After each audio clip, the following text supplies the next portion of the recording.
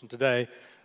But because the art market is terrified of blockchain, genetic engineering, artificial intelligence, machine learning, infotech, biotech, because they feel it's going to make artists and indeed all the players in the art market redundant. So we're terrified. And one of the reasons that we are looking at the new market is because there is money in it, and there's a lot of money in this form of creativity. And the question which we ask ourselves all the time is human intuition in fact pattern recognition? Can it be replicated? Could bulk entertainment and popular art be produced by algorithms, by monitoring our biochemical vibrations? I mean, these are things which I don't pretend to know how they work, but there is evidence now on the art market that they are very much a part of our world. In fact, the actual value of this art to the market is over the latest figure is over $1 billion a year, which seems like a very small amount, but it's a considerable part of the total art market. So could great art be created by a host of algorithms in the same way that Cambridge Analytics have allegedly pinpointed and manipulated voters' preferences and concerns? So can it be predicated? Can it be predicted? This algorithm looks extremely dry and boring, and it produced a work of art. It produced this. And the author or the algorithm was called Obvious, AI Obvious. And it's a portrait made out, would you believe it, of 15,000 portraits made between the 14th and 20th centuries, fed into a generator. And our AI Obvious, who is an algorithm, doesn't really exist, has taken up Saudi citizenship. So actually exists as a citizen in Saudi Arabia. And Christie's, New York, sold this algorithm, this picture of an algorithm, generated by an algorithm, for $432,500. So AI Obvious exists as an artist. This is a work of art, frightening as it is to us in the art industry. It was superseded by another work, Beeple, which is an NFT artwork. Over 100 bids from 7 countries.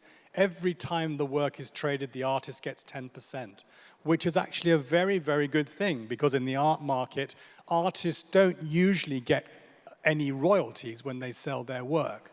They get their initial price, but under this system, every time it resales, they get what's known in French as a droit de suite, a retail royalty attached to the resale. Payment was accepted for this work in cryptocurrency, again for the first time, and the work can only be seen on blockchain on a computer.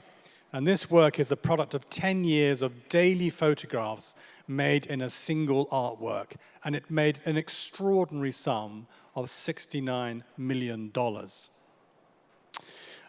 Christie's and indeed Sotheby's have both linked up to blockchain purveyors.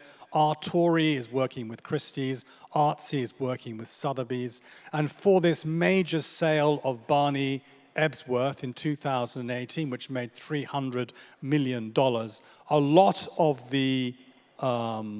number of the bids were in cryptocurrency, and this is a first for the industry. Christie's in the first half of 2018 took $4 billion worth of private treaty sales and blockchain sales. And there's now Didani Fine Art is the first gallery in London to accept cryptocurrency. The other use that I can see of the metaverse, or whatever you want to call it, is actually very useful and very practical, especially during the COVID lockdown. This was a time when nobody could go to galleries or auctions, and so what happened was that these headsets, which I've used, are extremely realistic, and they provide 3D gallery imagery, so you can see that you can pretty much go through the the exhibition virtually, and you really do feel that you are there. So I do see an application on a very practical level for virtual auctions and virtual gallery visits and exhibitions. The thing that worries me, and the thing that really troubles me about big data in general, and indeed about the metaverse, is monopoly. And we have two major companies in the art world that produce most of the data, and that's ArtPrice and Artron. Artron is the Chinese version of ArtPrice.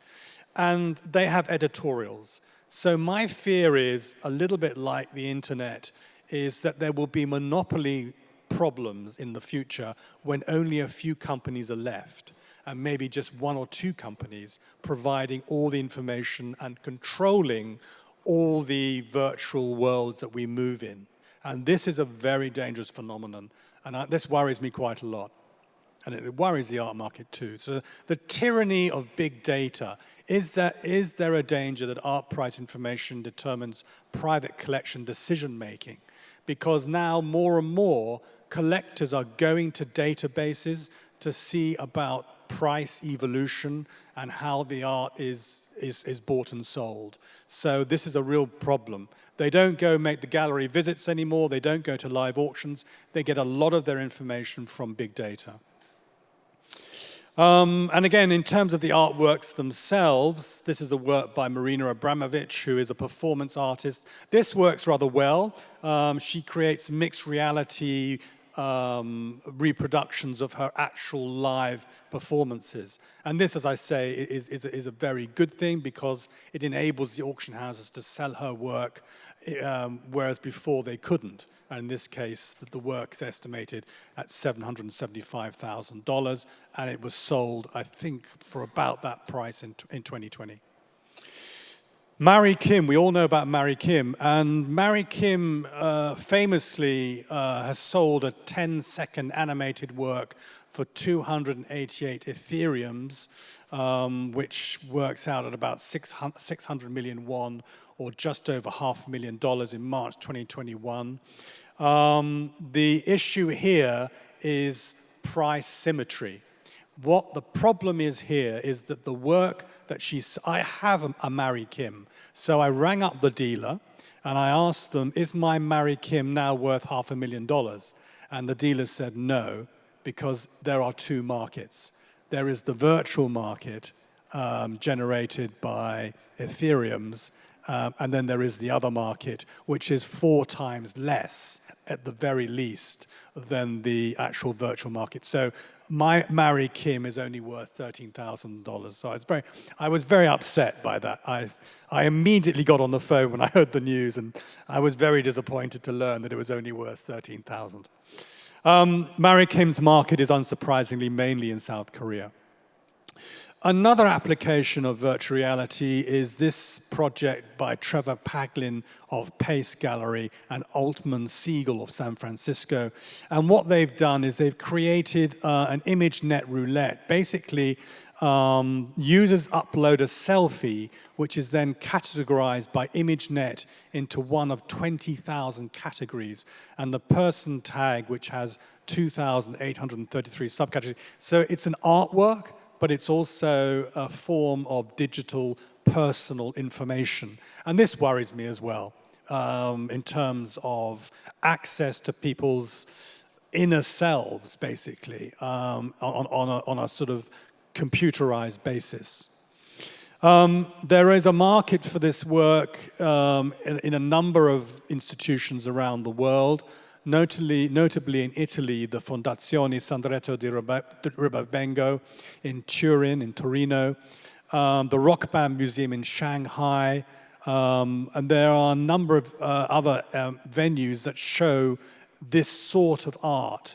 Artissima, the main art fair in Torino, specializes now in digital art, but also in the new NFT productions. So the art market is opening up to these new forms of collaboration.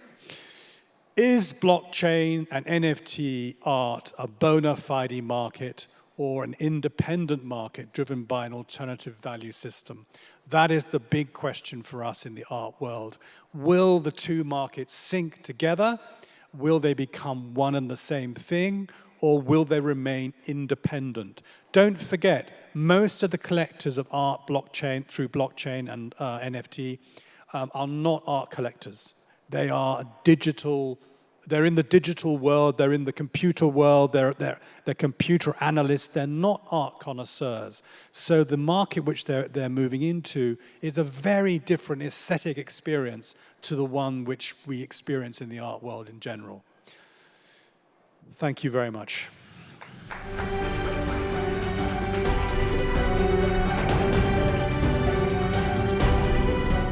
Thank you very much. Thank you for having me today here, to the Ministry of Foreign Affairs and to everyone that we are sharing this wonderful day with. I'm going as well to take a different look at the Metaverse, coming from an academic background, but also professional background. And developing my work now at a business school, one of the things that we get asked a lot, both by students and also by the companies that approach us, is, do you see any future in the Metaverse? And the question is legit in Spain, actually, because we are not at the same point where you are. We still have a long way ahead of us when it comes to visual representation like avatars of ourselves, our companies, our educational centers. Even though we are very much into technology, Spain, and for that matter as well Europe, still has to get both its feet inside of the Metaverse. Just a couple days ago, we could read the news that the European Union threw a party on the Metaverse and only 6 people attended. That kind of shows you how far behind we are in those terms. Will we catch up to Korea? Probably. But for that, a really huge investment will have to be done. And the perspective that I want to discuss today is the perspective of the audiences. One of the things that we teach from marketing, from advertising, from sociology even, is that in order for an audience to use something, it must solve some of their needs. So the Metaverse creators that are now developing all these universes should ask, what is the need that I'm going to solve with this universe? For these people, the people that has to use it, what will be the benefit for them? Because that is, at the moment, not that clear for many students, for many companies, and in general, for the audiences. If we take a look at some of the most upcoming audiences when it comes to companies, and let's say the marketplace for that matter, such as millennials, people between 25 and 40 years old, what are the things that they worry about the most today? Well, up to 40% of them, and this is a global survey, so this includes, I think, 100 and something countries altogether. One of the things that they worry more about is remote work. Will my company allow me to work from home? And if so, will the Metaverse have something to do with it?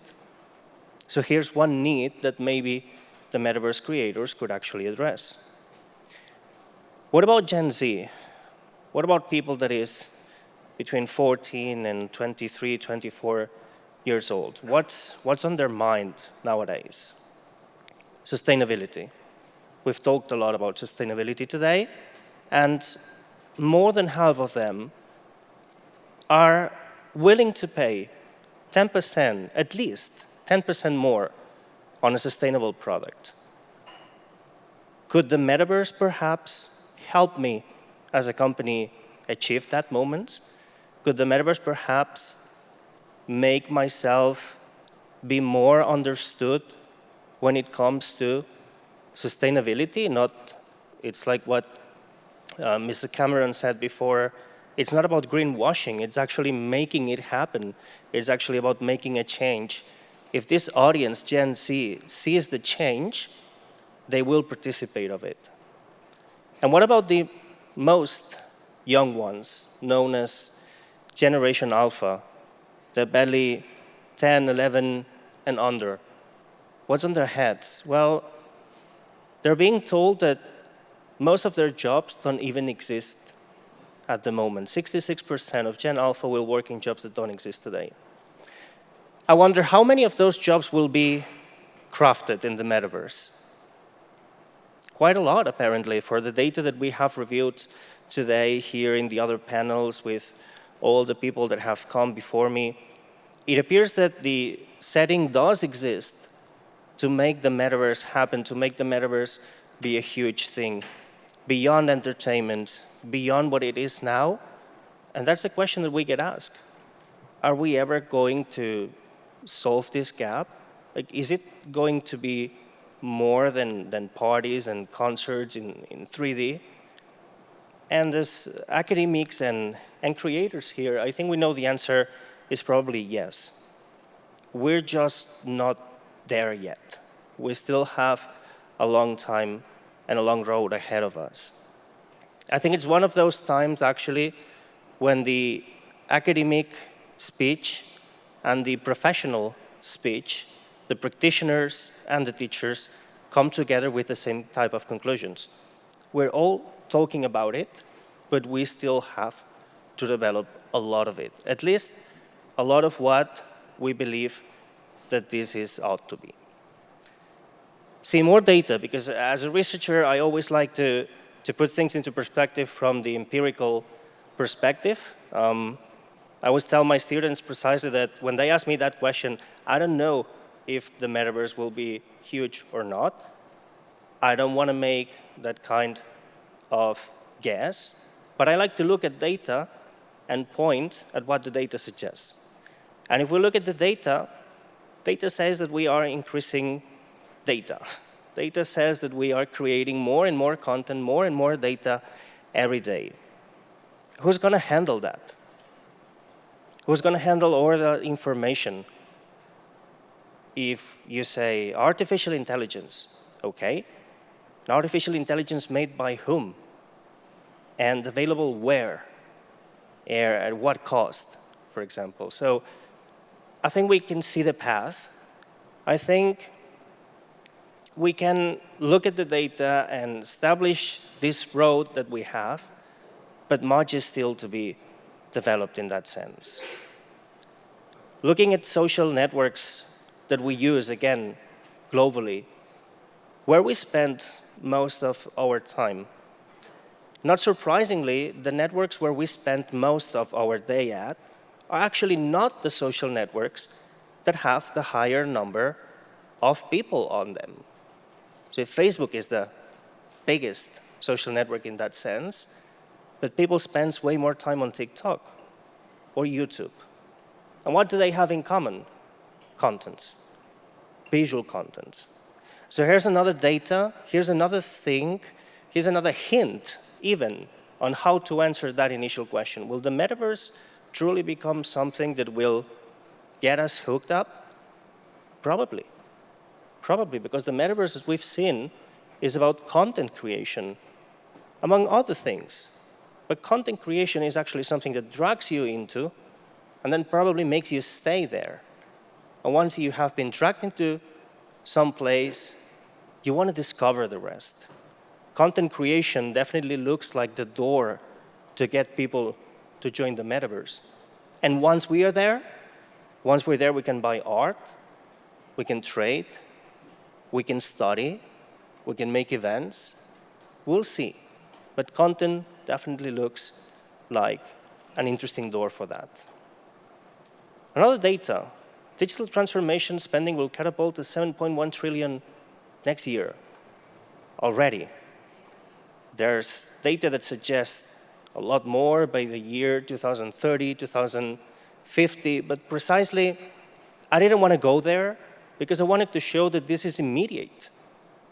So next year already, we will be spending this much on digital transformation. Where does that put us? Researchers, students, companies, people, audiences in general, where does that put us? It's a change that is inevitable. It's a change that will happen sooner or later. But what I wanted to show you with my speech today is that there is still many questions that we need to answer. And the first one for me still is the same question as to why most of my students today still do not see the metaverse happening. No matter if they are bachelor students, master's students, PhD students, professionals that make some kind of advanced program, they all say the same. The metaverse is, at the moment, not solving any of my needs. The moment when I get to see that it solves my needs, I'll join the metaverse. And that is, again, particularly something that we have to put into the European perspective. Because, again, if you look into the Asian market, look into Korea, into Japan, you see that visual representation is much more forward here. We're not there yet. If we were, maybe we would have joined many more platforms. Maybe Zepero would be as well developing in Spain. Roblox could be more famous than it is. It is, but not that much. You still have to dig into people to find them on the metaverse. So that's one of the, and I believe, a very interesting perspective that these companies should take. Regionally speaking, give each market what they want. And maybe what makes Koreans join the metaverse is different from what will make Indians join the metaverse, or Brit people join the metaverse, or Spanish people join the metaverse. And one of the good things of being as well at a business school is that closeness that we have to companies. And companies have the same type of way of looking at it. A company like SM Entertainment in Spain would probably envision the metaverse differently. Not better or worse, differently, because the needs of the market in Spain would be as well different. If content creators can actually acknowledge this reality, if the metaverse creators can understand these differences between regions and between the audiences, and find and develop what these audiences ask them to do, I'm pretty sure that then the metaverse will actually succeed. Thank you very much.